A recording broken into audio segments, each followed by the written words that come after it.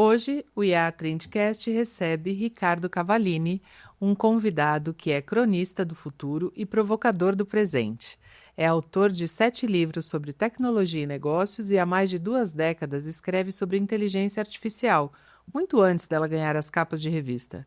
Reconhecido pelo MIT Sloan como provocador do pensamento e pela HSM como influenciador genuíno, ele é Global Faculty na Singularity University, pioneiro do movimento Maker no Brasil, apresentador de TV e criador de projetos que unem ciência, cultura e inovação. Do Batalha Makers no Discovery ao Bytes of Tomorrow, ele tem o dom de transformar tendências complexas em experiências que despertam curiosidade e reflexão.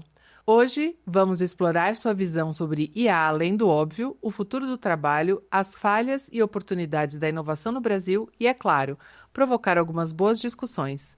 Seja muito bem-vindo, Ricardo Cavallini. Obrigado por me receber aqui. Bem-vindo ao IA Trendcast.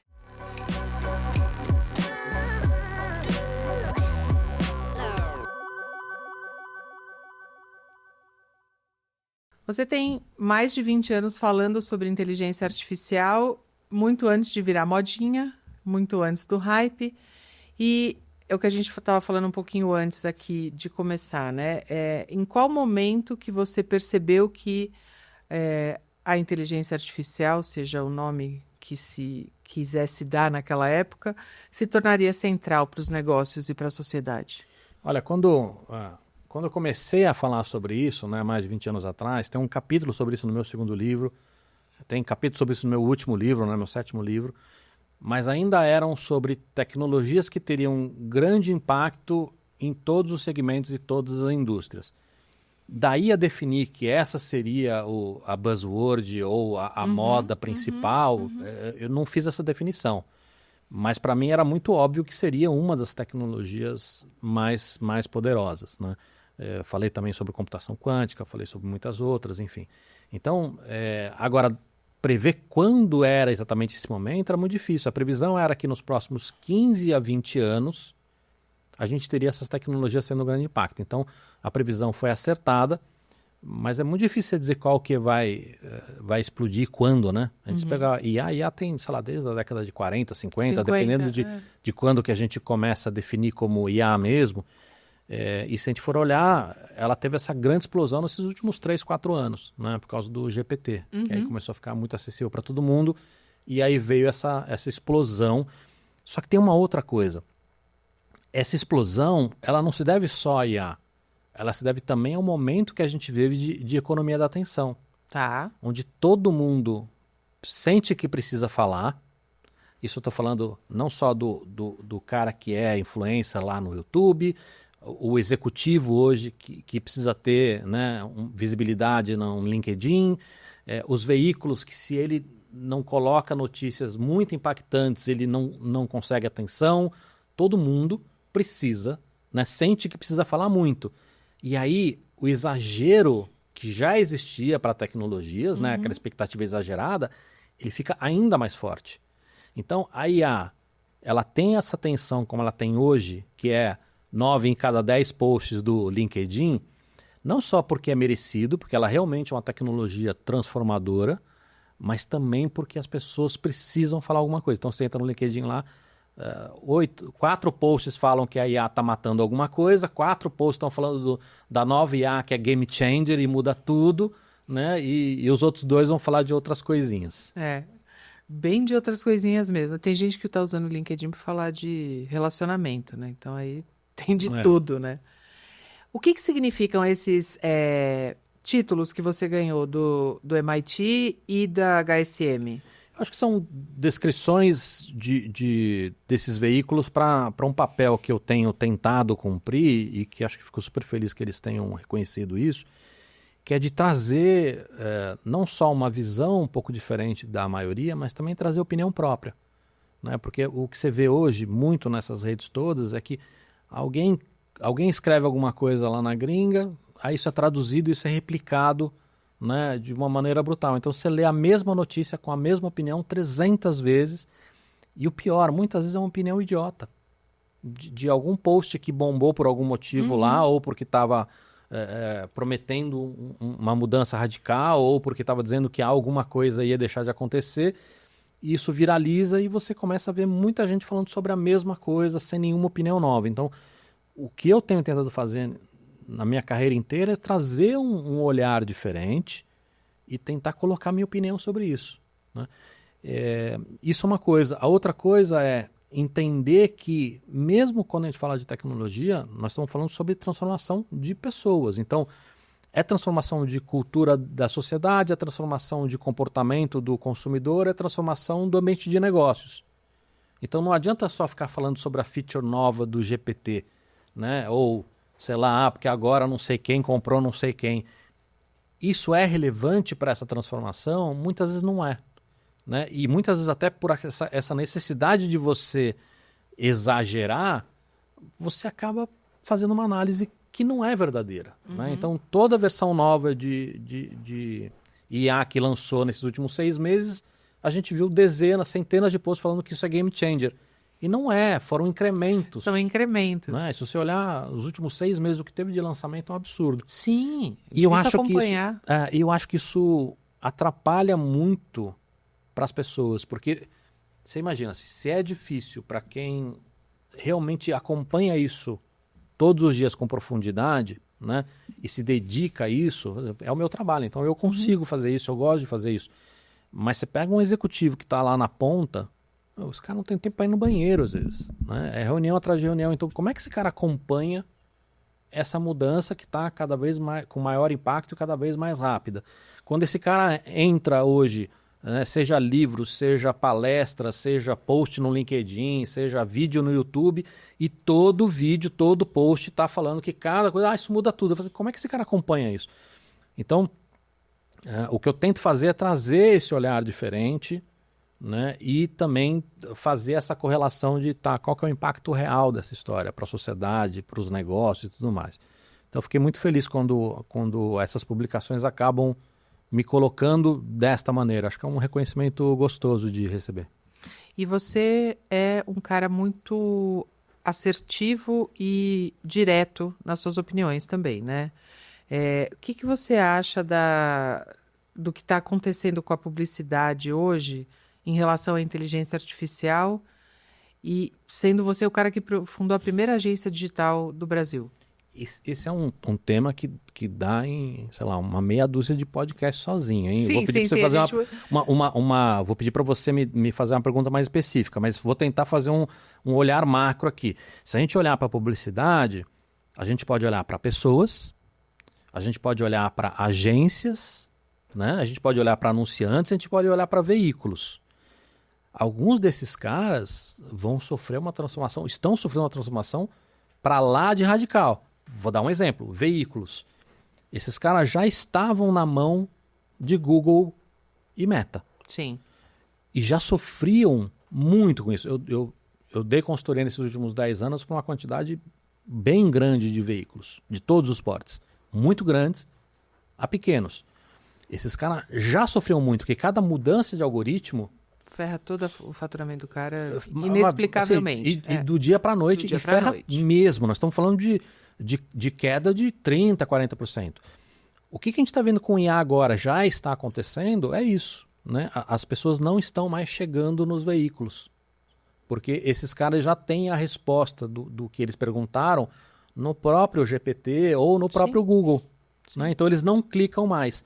Então, esses caras, eles ficaram dependentes, estou generalizando, mas ficaram dependentes do acesso vindo via Google e Meta, e esses caras não têm mais esse acesso. Como é que esses caras recuperam isso? É uma pergunta muito complicada. E talvez não seja mais viável para a maioria deles. Não aconteça. Não aconteça para a maioria deles. Então, se a gente for analisar cada um desses pilares, o que acontece com a agência, o que acontece com o anunciante, o que acontece com, né, com as pessoas... Para cada um desses caras dá um podcast sozinho aí. Te incomoda ver criação feita por IA na publicidade?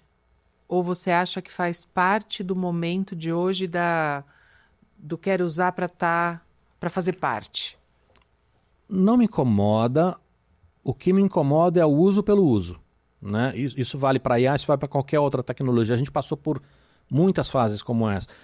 Eu lembro quando as agências começaram a usar os computadores. Então você tinha muito anúncio que tinha aquele Ripple do Photoshop, só porque era um negócio que era impossível de você fazer, né? Ou era muito difícil ter que pagar um ilustrador fantástico.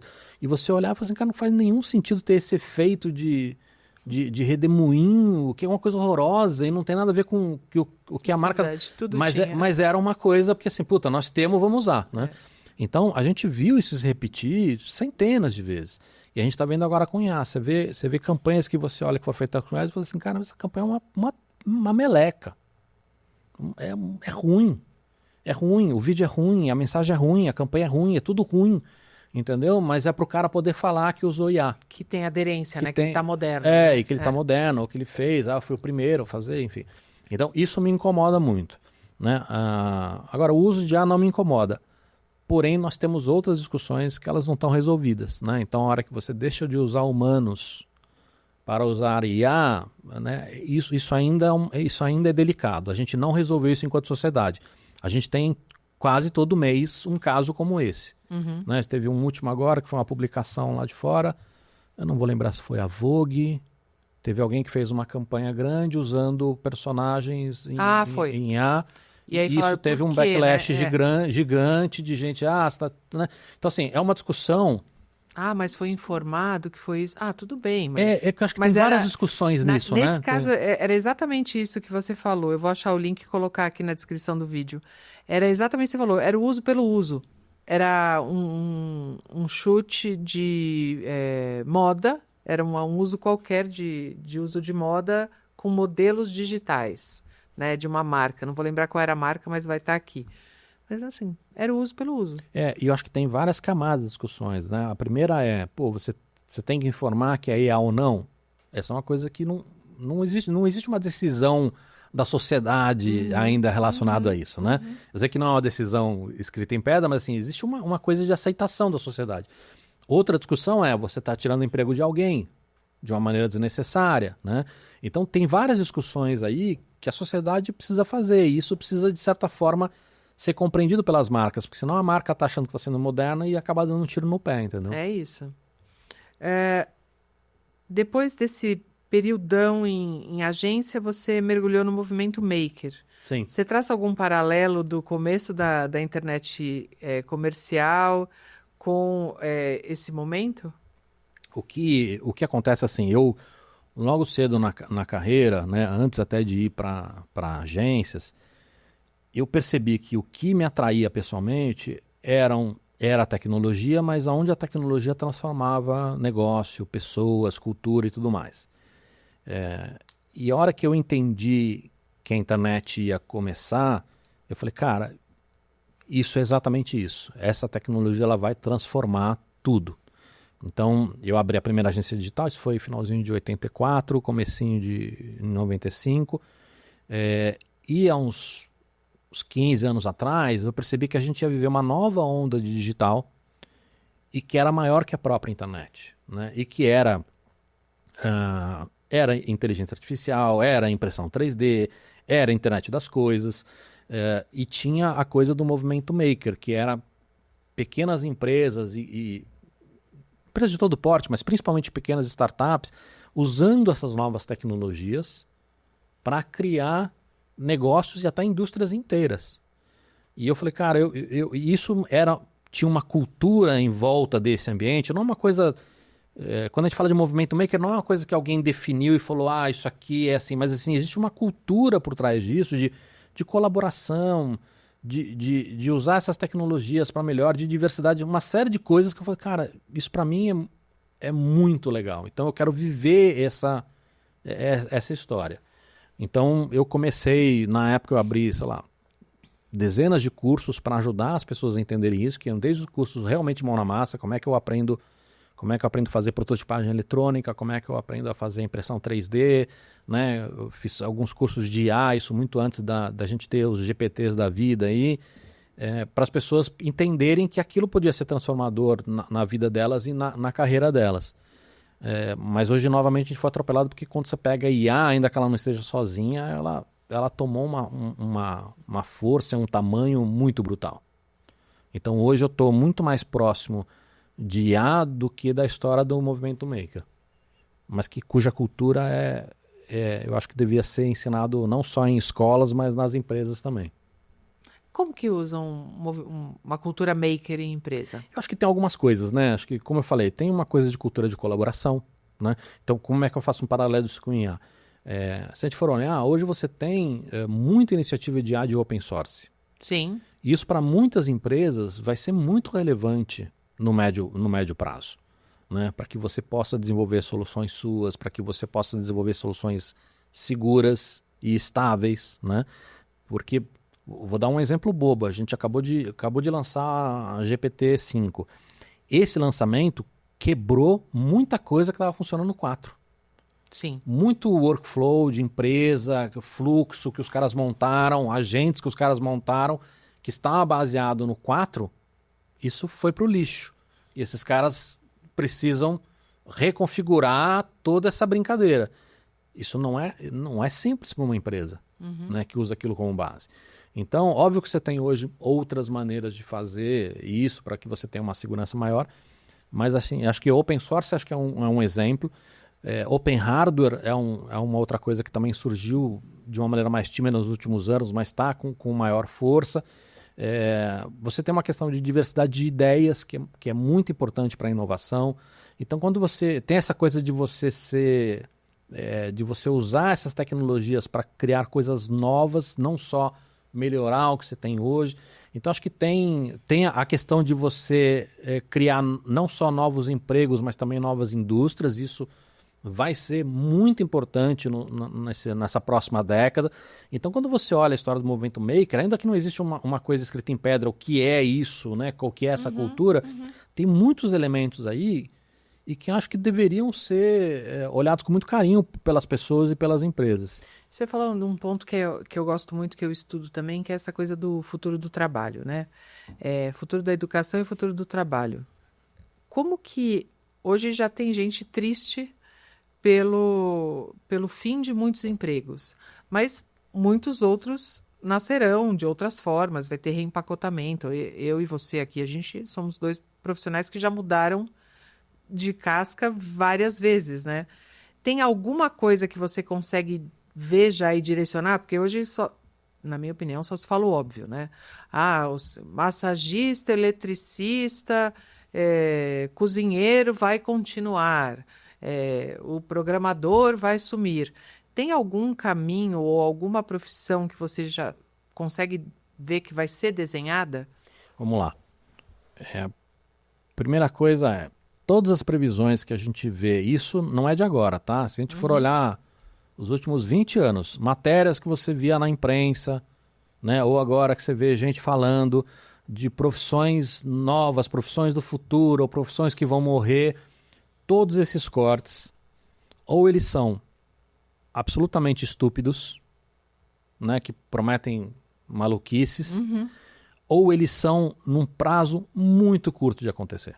Né? Então, se a gente pegar, sei lá, 5 anos atrás, qual que era a profissão do futuro? Era a data alguma coisa. Esses caras estavam falando da profissão do futuro nos próximos 6 meses, não nos próximos 30 anos.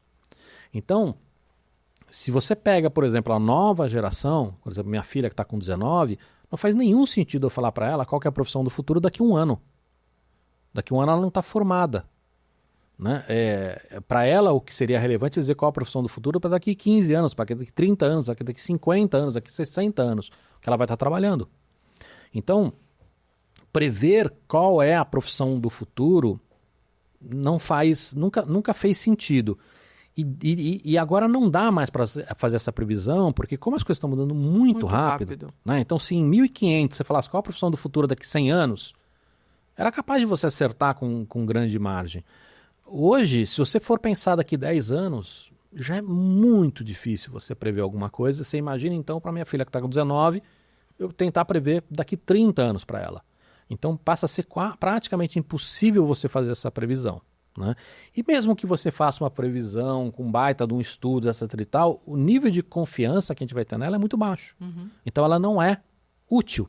Então, deixa de fazer sentido falar sobre profissão do futuro e passa a fazer sentido falar sobre habilidades para viver esse mundo em constante mudança. Porque quando você falou, eu e você, a gente mudou de cascas muitas vezes, esse não é o perfil padrão das pessoas. Não é. A maior Não parte é das mesmo. pessoas não gosta de mudança. E a maior parte das pessoas não tem a oportunidade de mudança. Pega hoje um executivo, o dia a dia desse cara é muito complicado. É muito brutal. De tempo, de consumo, de atenção, de energia. E aí nós estamos falando para esse cara hoje que é assim, olha... e olha o tamanho da mudança do que eu vou falar relativo a 20 anos atrás, né?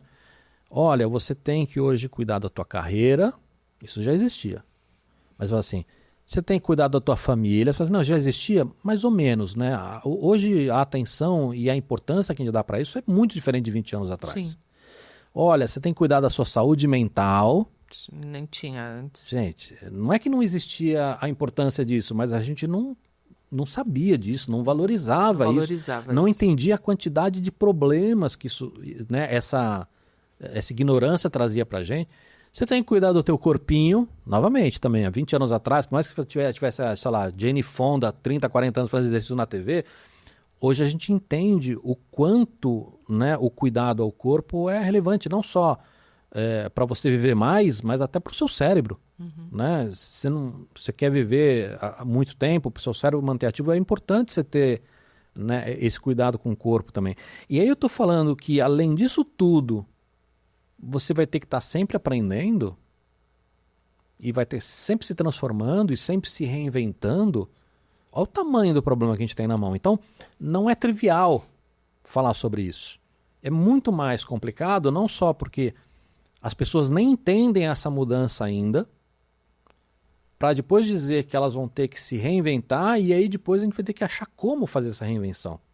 Porque é muito difícil. Então, eu acho que quando a gente costuma ver por aí, falar sobre profissão do futuro, último ano, quantas vezes a gente escutou que prompt engineer era a profissão do futuro? Assim, geralmente são previsões ou estúpidas ou que não vão caducar em um ano e aí não faz o menor sentido para alguém investir nisso como profissão. Né? Então, eu acho um tema que muitas vezes ele desvia da conversa que deveria ser feita, que é sobre habilidades, que é sobre como é que a gente encaixa isso no nosso dia a dia e por aí vai. Você, né, ia até te perguntar isso, né? O seu último livro foi escrito para sua filha, né? É, sobre isso. E aí, quais os conselhos que você dá para ela e para essa geração que está pegando tudo do zero, né? O que eu fiz no livro foi tentar passar para ela todo esse trabalho que eu tenho feito hoje com executivos e até com outros adolescentes, né? Eu tenho dado aula para adolescentes nos últimos 10 anos. Ela fez alguns meus cursos, tudo, mas assim, hoje eu trabalho com family office, são famílias muito abastadas, eu trabalho com os maiores executivos do Brasil, então eu estava muito aflito de falar assim, cara, não é possível que... você tem filhos ou não? Não. Não, assim, putz, a agenda deles é pior que a nossa, santo de casa não faz milagre, né? A quantidade de atenção que eles conseguem dar e foco é muito menor do que a gente conseguia quando era adolescente. E aí eu falei, cara, mesmo que eu converse de tudo com a minha filha, eu vi em escrever um livro uma maneira de fazer essa conversa, porque daí ela lia e tinha todo o conteúdo que eu queria passar no timing dela, e cada capítulo que ela terminasse eu sentava com ela e discutia medos, receios, dúvidas, né, valores e experiências e tudo mais. Então no livro eu tenho alguns blocos dele, um desses blocos é falar sobre a rápida mudança, porque na cabeça de uma pessoa que tem 10 ou 20 anos de idade, você falar sobre rápida mudança não faz sentido, né? Mas mostrar que essa mudança será cada vez mais rápida e será constante. Tem um bloco falando sobre quais as tecnologias que eu acredito que vão ter muito impacto, explicando super para leigo o que é essa tecnologia, por que eu acho que ela vai ter impacto, como vai ser esse impacto. Tem um bloco de olhar de como essas tecnologias vão transformar o mercado de trabalho nessas próximas décadas. Depois tem um bloco sobre escolha de profissões, né? Quando eu escrevi, ela ainda não tinha decidido o que ela ia fazer. E por último, falar sobre habilidades, né? Que possíveis habilidades que seriam importantes dela aprender. Mas mais do que cagar regra ou ser uma coisa definida, a ideia é que seria fazer isso como um framework para discussão. Tá. E por isso que eu acho que eu não ia lançar o livro, por isso que eu acho que depois alguns amigos me convenceram a lançar. Eu acho que o livro é útil nesse sentido, não para que pais, mães, tios, tias deem esse livro como verdade absoluta, mas que ele sirva de de framework para que essa discussão aconteça na família. E aí o pai e a mãe que vai conversar com o filho e com a filha vai dizer, olha, puta, aqui eu acho que faltou isso aqui eu concordo, isso aqui eu não concordo, o que minha experiência de vida mostra, como é que a minha carreira se transformou. O contexto da família também. O contexto da família faz uma baita diferença. Então, que olhe isso como muito mais uma plataforma para que aconteça essa conversa, né? Até porque é um livro que não pode ser fechado, daqui 5 anos ele tem que ser revisto. Né? E acho que as pessoas vão poder usar isso como base para ter essa conversa. E o que ela está fazendo? Ela está fazendo psicologia. E qual conselho você deu para ela? No livro, eu escrevi um livro sobre isso inteiro. Tem muita coisa lá, acho que vale a pena comprar. Mas assim, eu acho que o principal conselho é isso, é entender que a gente vive num mundo que é completamente diferente. Eu sei que é muito clichê dizer isso, mas é completamente diferente do que é o mundo que eu vivi quando eu tinha idade dela. Né? Tanto é que uma das coisas que eu falo para ela, assim, eu vivo num mundo de ficção científica. Porque as coisas que eu vejo ao meu redor hoje eram ficção científica. Sim. Na época dela. Era mesmo. Né? Agora, não é muito louco? A gente vive nesse mundo que era o que vendiam pra gente como ficção científica, mas essa moçada, eles estão vivendo num mundo que é um mundo que tá velho, né, de certa forma, ou que é um mundo que não tá pronto para o que eles vão ser, ou que nem se sabe ainda o que vai ser. Né? Deve ser muito, de fato, angustiante. Né? Eu acho que essa é uma discussão importante. A tecnologia ela muda muito mais rápido do que as pessoas. As pessoas demoram mais tempo do que a tecnologia para se adequar a essa mudança. Da mesma maneira, empresas demoram mais do que pessoas para se adequar a essa nova realidade. E, por último, você tem política pública e legislação demorando mais ainda. Isso não era um grande problema há 20 anos atrás, porque as grandes transformações demoravam muito tempo para acontecer. O que acontece hoje é que as grandes transformações demoram muito pouco tempo para acontecer. Mas se a gente olhar a IA, como a gente falou, a IA tem lá desde a década de 40 e 50, mas qual foi o grande boom da IA? Foi nos últimos 3 anos. Né? Então, você tem grandes mudanças acontecendo num curto período de tempo. Mesmo a internet, se a gente for olhar, ela existe, sei lá, desde do século passado, mas ela entrou comercialmente no Brasil lá em 2005, é isso? Internet comercial, 95. 95. Começou em 95, abri a Vision em 94. 95, mas se você for olhar de 95 a 2001, 2002, você não teve uma grande mudança na sociedade. Em 2000 você tinha, sei lá, 5 milhões de pessoas brasileiros na internet. Com 200 milhões de pessoas era nada. O que acontece é que, de repente, num período muito curto, você passa a ter 80%, 90% dos brasileiros usando a internet e com uma transformação gigantesca de comportamento. Né? Hoje é muito fácil a gente explicar como a internet mudou a maneira como a gente come, como a gente compra, como a gente namora, como a gente faz amigo, como a gente briga com os amigos, briga com a família, enfim. Né? Então, como a gente aprende. Hoje é muito fácil você falar sobre isso, mas essa transformação ela teve impacto no Brasil num período de 5 anos. É muito curto. É muito curto. Um assunto que eu gosto muito, comida, gastronomia. O projeto Bites of Tomorrow, você conseguiu unir gastronomia e futuro. O que a comida revela sobre inovação? Legal. Bom, eu também adoro comida. No meu podcast, eu não estou fazendo mais agora, mas se chamava Fork, né? Então, tem um lance, todas as mensagens por trás de Fork, né? Não é uma coisa só de fork tecnológica, né? De você abrir uma frente nova, desenvolvimento, mas também fork de garfo. E eu sempre tive comida no podcast, que muita gente não gostava e reclamava, né? De ver a gente comendo, mas eu adorava. Mas o que é o Bites of Tomorrow?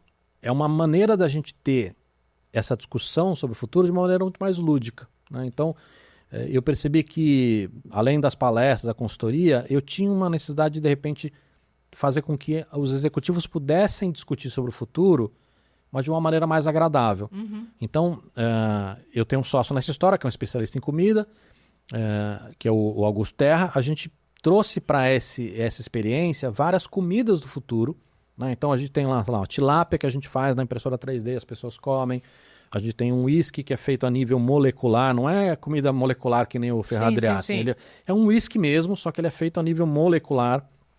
E aí a maneira de produção dele é muito diferente de uma produção tradicional. Enfim, tem uma série de alimentos do futuro, né, que a gente serve, e aí cada um desses alimentos que a gente serve, a gente faz uma provocação sobre mudança de comportamento, de cultura, de negócio. Então a comida ela é muito mais uma desculpa para que a gente possa ter essa conversa, né? Então quando eu sirvo, por exemplo, um whisky molecular, eu falo, cara, esse whisky ele é envelhecido 0 ano, e ele, para ser produzido, ele ocupa 90% menos espaço físico, ele usa 95% menos água para fazer essa produção, quase 100% menos tempo, né?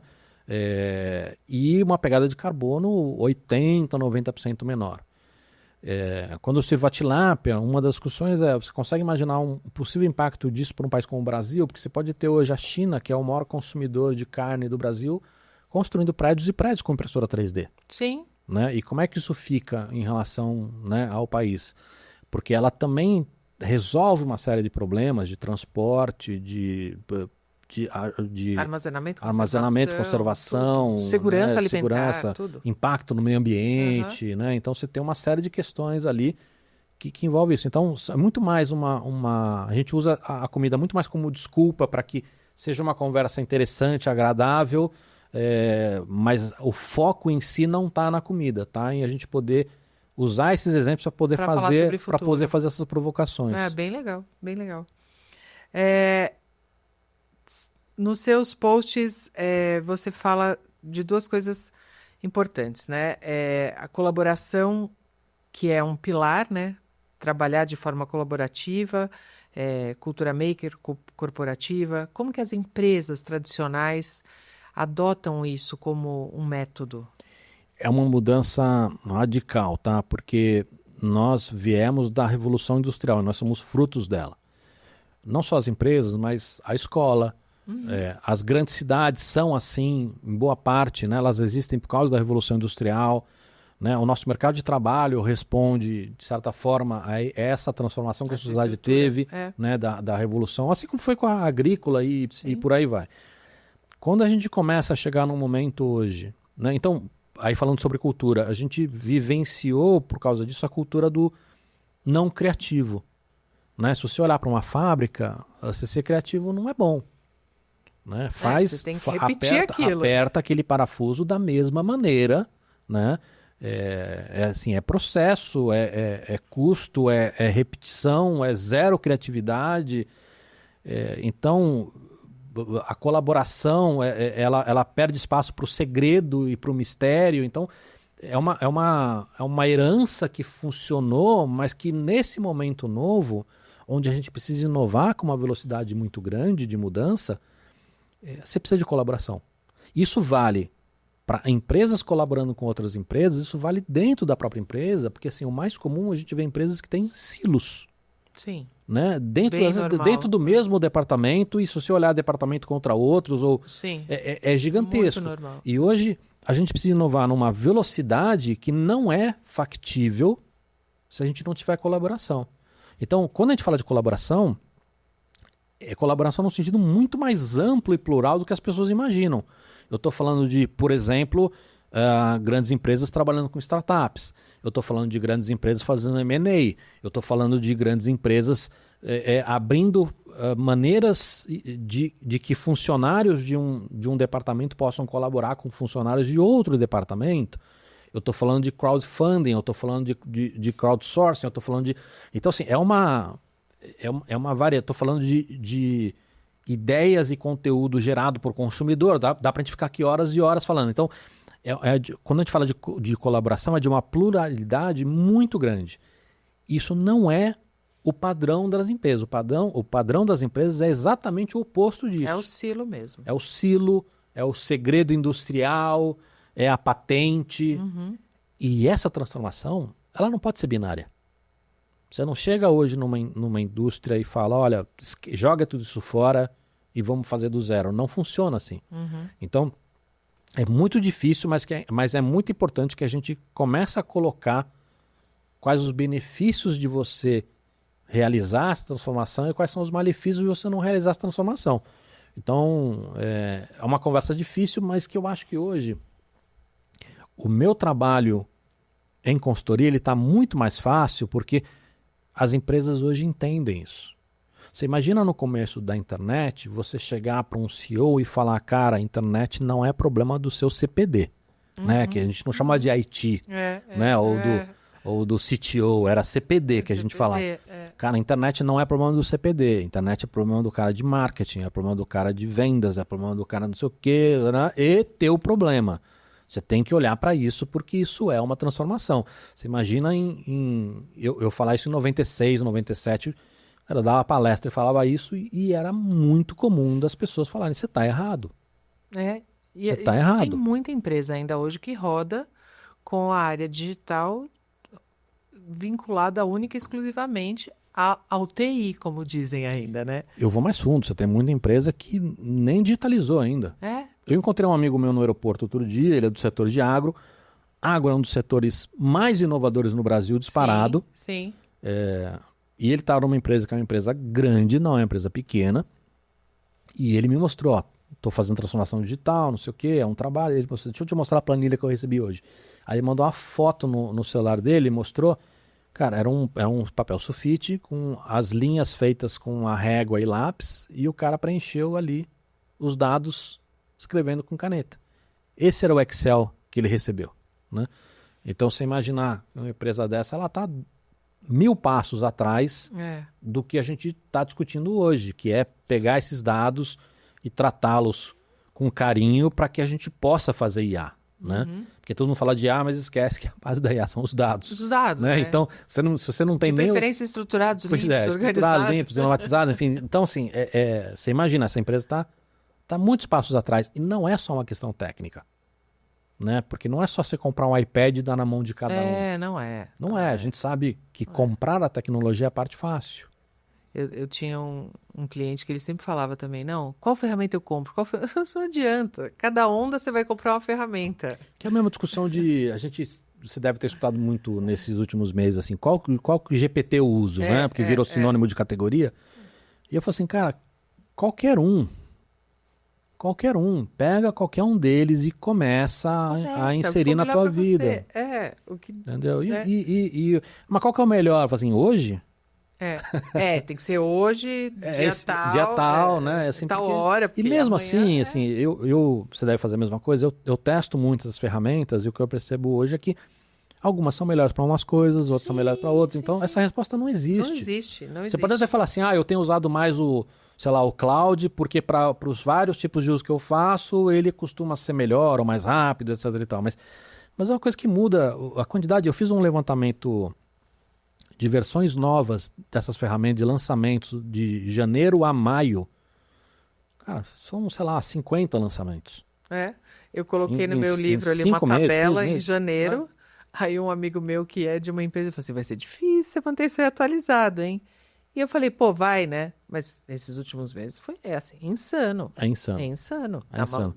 E aí o que você fala, uma coisa que está super atualizada hoje não vai estar mais, amanhã já não está mais, o outro fez... Mas o que eu acho que é importante, seja no teu livro, seja no meu, qualquer outro, é esse cara olhar e entender, assim, cara, o que eu aprendo com tantos lançamentos em um mês? É que não é mais uma coisa estática como era antigamente. Entendeu? Que eu vou ficar um ano para escolher, porque assim, se você olhar para as grandes corporações, eles demoram um ano para escolher uma solução. Sim, é uma loucura o tempo de decisão de um negócio. Isso não dá mais. Não dá mais. Né? Então, hoje, quando eu faço consultoria em empresa, eu tenho falado sobre a importância de você ter um planejamento estratégico para IA. Mas eu também falo sobre duas coisas, que esse planejamento estratégico ele não pode durar um ano, e assim, eu estou falando um ano, assim, não é? Ele não pode durar 3 meses. E, ao mesmo tempo, você não pode esperar terminar o seu planejamento estratégico...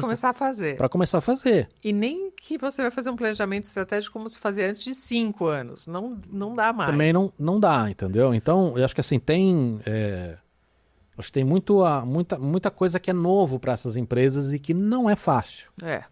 Você é bastante crítico na ideia de terceirizar tudo para IA, né? Por um lado, a gente tem essas empresas que rodam de um jeito mais devagar, ou de um jeito convencional, vamos dizer assim, né? De um jeito de um mundo que até janeiro, sei lá, vamos dizer, o ano passado podia ser rodado desse jeito. Mas também a gente não pode falar que a IA faz tudo.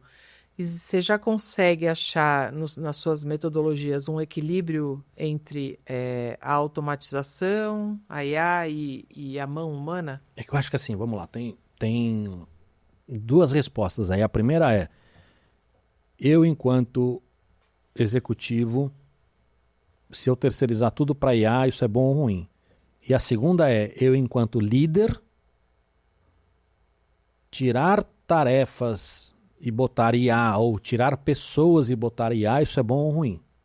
Acho que são duas discussões diferentes. São duas discussões diferentes. Quando a gente fala de pessoas, executivos, o que eu tenho falado é o que você faz muito bem, o que você já sabe fazer, ou o que você já faz muito acima da média, você pode passar para a IA. Mas você continua tendo um papel importantíssimo aí, que é validar. E se você faz acima da média, se você já sabe fazer, você consegue validar. Se o que você faz, isso, estou falando dentro do papel do nosso dia a dia, do executivo, não existe uma única tarefa, existem milhões de tarefas. Né? Eu sou muito bom para mandar e-mail para o meu chefe, mas eu sou muito ruim para fazer planejamento estratégico. Eu sou muito bom para fazer revisão de texto, eu sou péssimo para fazer um post de LinkedIn. Dá para a gente ficar aqui semanas falando tarefas. Existem milhões de tarefas que você faz, das menos importantes às mais importantes. As tarefas que você ainda não sabe fazer com maestria, que a sua qualidade é abaixo da média, ou que você ainda acha que não aprendeu o que deveria aprender, você tem que tomar muito cuidado para não terceirizar para a IA. E usar a IA para ajudar nesses processos de conhecimento. Como é que eu uso a IA para aprender e melhorar esse tipo de coisa?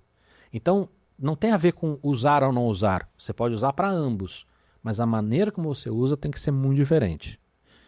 Quando a gente vai para a discussão do gestor, eu acho que tem questões aqui que, se a gente conversar, a gente não para mais, questões éticas, morais, etc., que acho que não precisa entrar nisso, acho que todo mundo né, já entende qual é a minha opinião, mas a gente pegar tarefas ou pessoas e substituir por IA, o que eu tenho visto é que essas pessoas estão fazendo isso de maneira leviana. Então, não é que não é viável, mas é um processo que leva um certo tempo e você não pode ignorar o trabalho que ele vai te dar. Porque essas pessoas ou essas tarefas que estavam sendo realizadas, existe uma inteligência aqui que ela precisa ser passada para o agente. Existe uma validação aqui que ela precisa ser passada para o agente. E o que eu tenho visto, estou generalizando, na maior parte das vezes, que a pessoa simplesmente pega, faz lá um prompt, melhor ou pior elaborado, e acha que está resolvido. E não é tão simples assim. É uma transição. Então, eu acho que em algum momento essas empresas vão conseguir passar tarefas e pessoas para uma IA, mas isso não, eu acho que isso passa por 2 ou 3 estágios para que isso seja feito de maneira correta. Com validação humana. No começo tem que ter a validação não só para criar esse agente, como para checar o uso desse agente, como para checar o resultado desse agente. Até que em algum momento isso vai estar tão redondinho que você começa a poder... algumas autonomias. Você pode tirar as pessoas completamente dessa história. Então você começa diminuindo a quantidade de pessoas, até que um momento você possa tirar pessoas e passar tarefas 100% para esses agentes. Mas o que eu tenho visto é que as pessoas estão fazendo isso de maneira leviana e isso está dando muito problema. Você trafega muito nesse ambiente corporativo de empresas nacionais e internacionais. Existe alguma diferença que te chama a atenção na forma de conduzir inovação? Eu tenho muito pouca experiência fora do Brasil. Tá? A experiência que eu tenho é de você lidar com perfis diferentes de empresas. Assim, empresas de portes diferentes, empresas que são multinacionais, empresas que são startups, empresas que são empresas familiares. E aí você tem muita diferença em cada uma delas.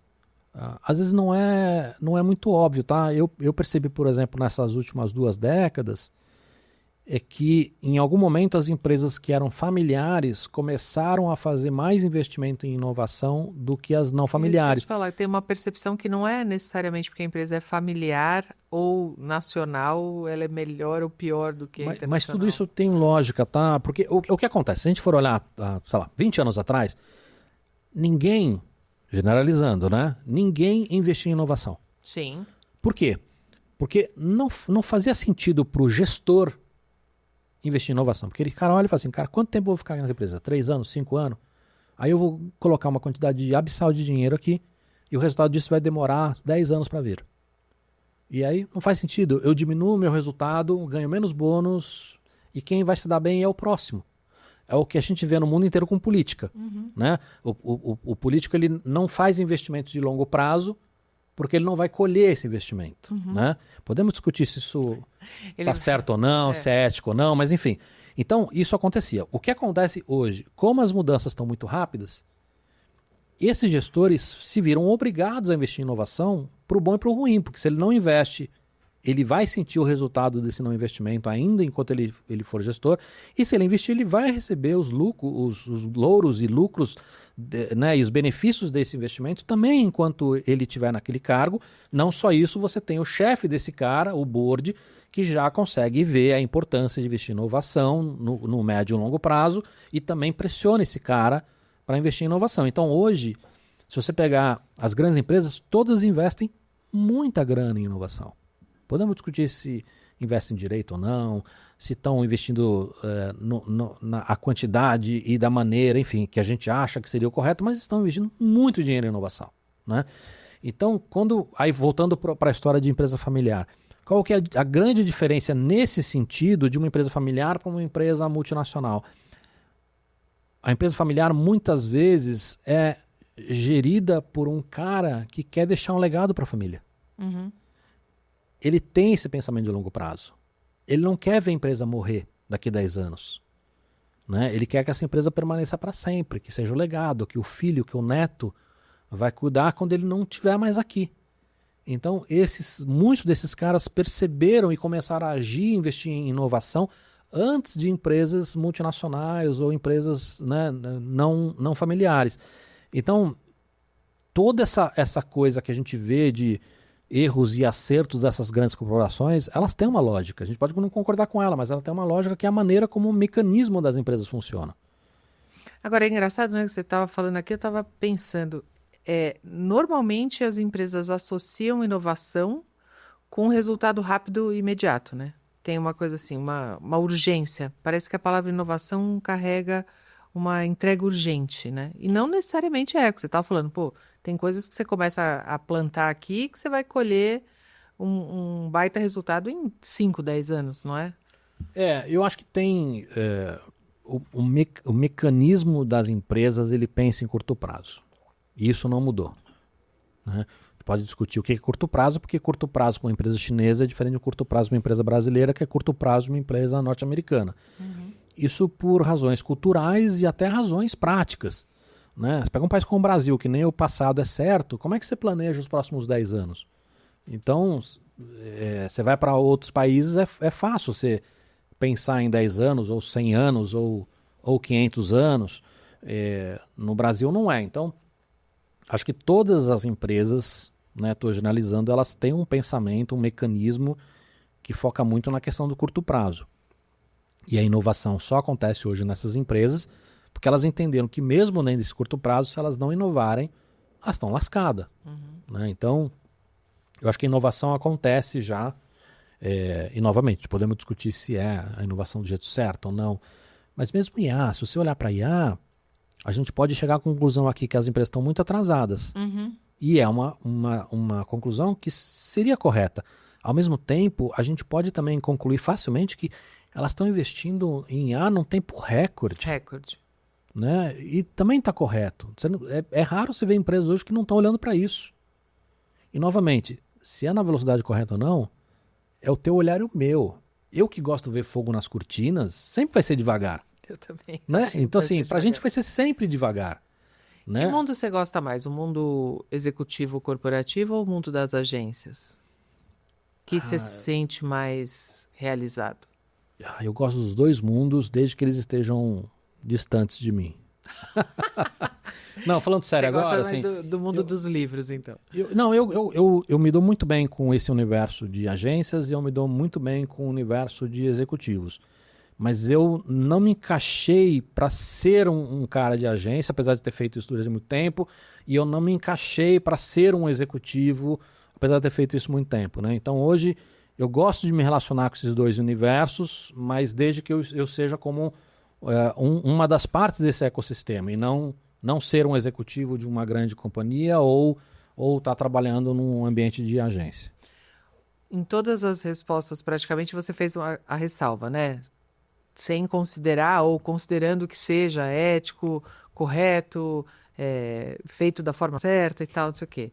O que você acha que falta para existir esse framework, tipo, dentro das empresas de um modo geral, sejam elas agências, sejam elas empresas tradicionais ou convencionais, que não que uma agência não seja.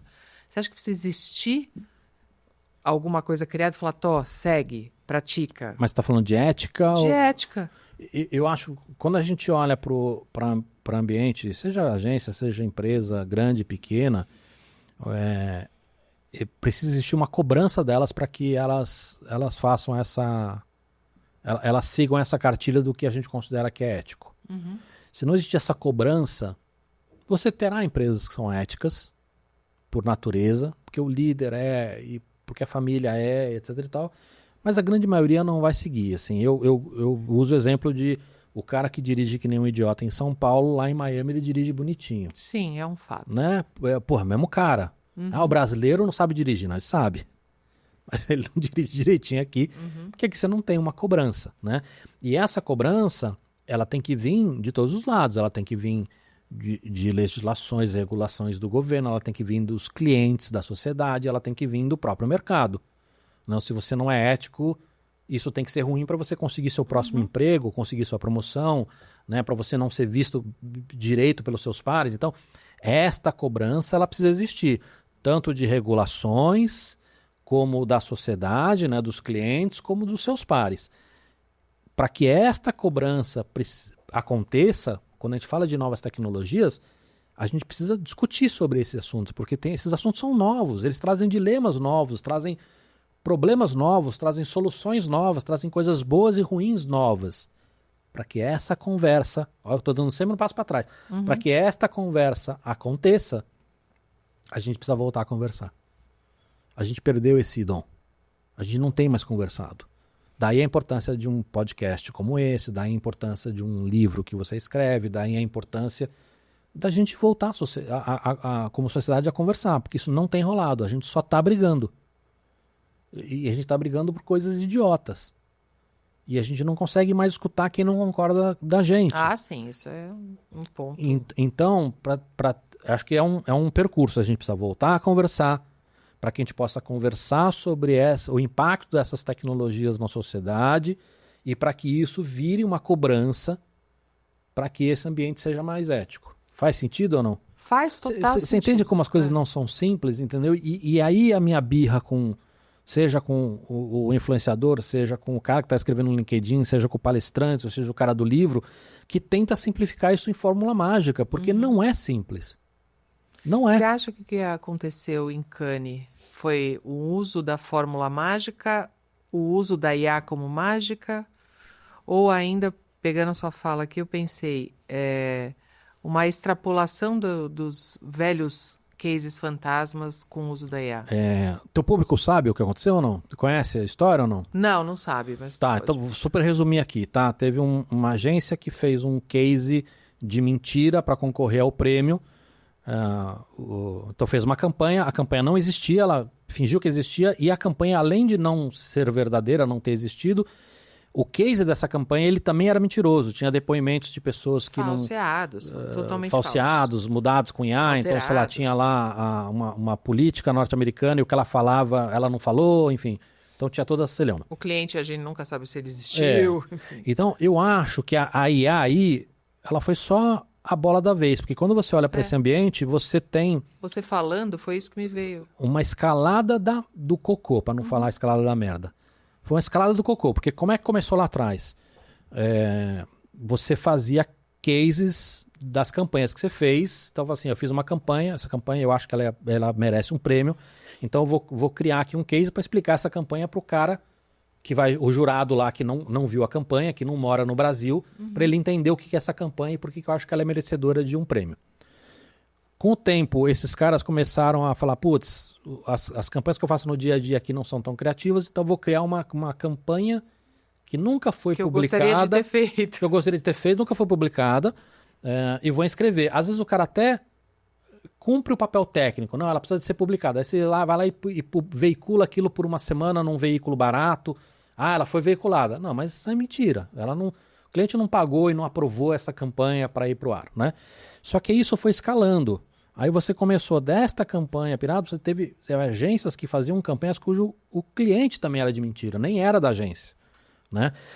E hoje você tem ainda em Cannes dezenas de clientes que não são da agência, é uma ONG, que o cara vai lá, essa ONG nunca teria grana para fazer uma campanha. Eu quis fazer porque eu valorizo essa ONG. Exatamente. Então, mas é um cliente que é de mentira, entendeu? Por mais que você tenha um contrato assinado com ele, esse cliente só foi assinado o contrato para fazer uma campanha para Cannes. Então, aí começou a campanha de mentira, depois vira campanha e cliente de mentira. Aí você começa a fazer muita coisa com tecnologia, que quem entende tecnologia, ele fala assim, cara, isso aqui não dá para ser feito. Então, é uma mentira. Né? É falso. Sim. Ou às vezes até dá para ser feito, mas o investimento para se fazer aquilo em tecnologia seria tão brutal que até pagar aquela ideia, que aquilo que foi feito você sabe que é mentira, é um protótipo mentiroso que não faz exatamente o que falou, não sei o quê. Então isso foi escalando até um ponto que começou-se a divulgar dados de mentira. Então eu fiz isso aqui e deu aumento de vendas e não sei o que, esse dado era de mentira. Tá vendo? Você começa a escalar essa história. Isso nunca deu problema. É né? verdade. Ou dava o problema, mas isso não era uma bomba atômica. Não tinha gente que perdia emprego, né? Ou era um caso muito isolado, isso não ficava todo mundo sabendo. Né? Até que chegou nesse exemplo que, assim, além de toda essa história, eles, além de ser uma campanha de mentira, com um negócio de mentira, com dados de mentira, além disso, eles fizeram depoimentos de mentira. Né? Então chegou num limite aí que você fala assim, putz, cara, aí vocês conseguiram chegar no ó concurso da palhaçada.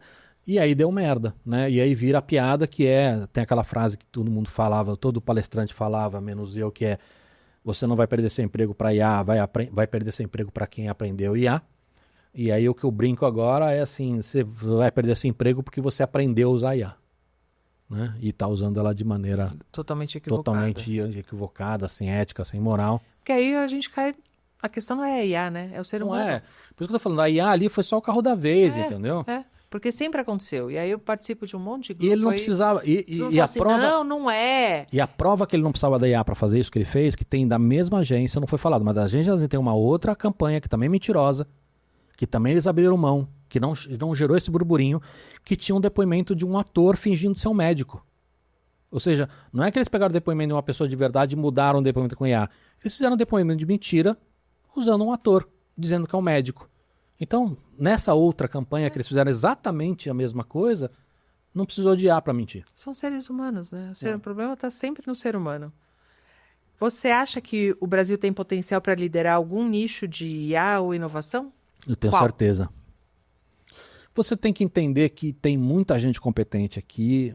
É um país que tem muito dinheiro, só que a gente usa mal o dinheiro. Você tem muita gente capacitada, você tem muitos problemas reais no Brasil e que são únicos. Você tem muitos benefícios de estar num país como o Brasil, de um país que de repente poderia usar IA para olhar para o meio ambiente ou como resolver problemas do mundo, e que aqui a gente tem um campo enorme para isso. Então, assim, a gente tem muitas coisas. O que a gente precisa é que a sociedade, de uma maneira como um todo, e obviamente isso tem que ter o Estado também ajudando nessa história, entendeu? A gente olha com o carinho que a gente deveria olhar. Você quer ver um exemplo muito bobo? Hoje, qual é o maior exemplo de sucesso que a gente tem no mundo? Né? Tanto financeiro quanto são todos esses medicamentos de diabetes e de emagrecimento estão sendo usados lá de injeção. Uhum. Esses caras todos nasceram da pesquisa de um cientista analisando um lagarto do deserto do topo do México, né? Que é o monstro de Gila, que é um lagarto que tem língua azul, um rabo grosso, já viu esse? Já vi. E esse cara, ele descobriu que esse lagarto, quando ele não tinha alimentação, ele conseguia controlar a quantidade de açúcar no sangue. Ele foi analisar que aminoácido e conseguiu, a partir daí, anos e anos de pesquisa, conseguiu chegar nesses medicamentos, né, que eram feitos para você controlar sua diabetes e cujo efeito colateral a sociedade amou, que é emagrecer. Imagina num país como o Brasil, a quantidade de monstros de Gila que a gente tem para tudo, entendeu? Para resolver tudo quanto tipo de problema que a gente não consegue nem imaginar o quê. Esse é só um exemplo, né? Mas assim, tem muita gente capacitada que vai embora. Sim. Né? Então, a gente tem total condições aqui de liderar muita coisa. Mas a gente vai estar tão à frente contra a China e os Estados Unidos? Não, é óbvio que não.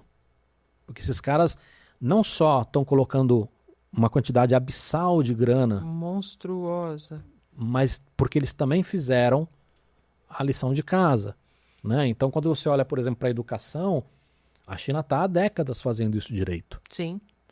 Né? Quando você olha para a infraestrutura, o Brasil está muito distante. Então, é óbvio que a gente não vai, quando a gente fala de liderar, não estamos falando que em A o Brasil vai estar ali junto com China e Estados Unidos, mas quando a gente olha para coisas específicas, dá sim para a gente ter um papel nessa liderança, entendeu? E hoje, por mais que agora a gente tenha um plano finalmente, que a gente vai injetar uma grana considerável, etc e tal, a gente está muito longe ainda dessa. Muito longe.